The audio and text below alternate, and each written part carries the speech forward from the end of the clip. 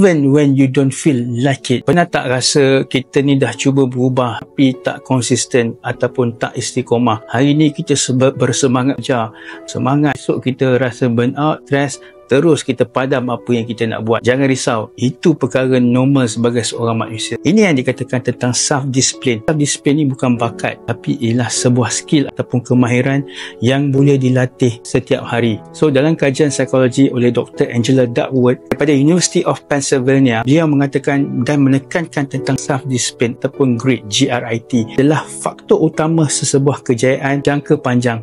Dia grit ataupun self-discipline ni lebih kuat daripada IQ. Anda mungkin pandai, IQ tinggi, tapi belum tentu anda berjaya jika anda tidak ada self-discipline. Dia tentang buat benda betul walaupun kita tak feel nak buat. Self-discipline ni adalah bukan pasal jadi tapi pasal belajar kawal diri, buat satu hari satu tindakan, satu hari satu progres. Disiplin ni bukan tekan diri kita nak pergi gym sampai 4-5 jam nak kurus contoh kata, tapi dia bentuk diri, jadikan contoh lifestyle, bersenam dan sebagainya. Ini adalah melembutkan lagi, bukan menekan dengan tegas. Start dengan jelas niat kita, lepas tu buat satu habit kecil, contoh lepas subuh terus tulis 3 ayat journal atau 5 minit kemas ruang bilik selepas bangun tidur. Yang penting buat sikit tapi konsisten. Progres kecil lama-lama jadi kuat. Kekuatan itu datang daripada dalaman. Dan kalau hari ini kita rasa susah, itu tandanya anda sedang melatih otot untuk berdisiplin. Ingat, self-discipline is doing what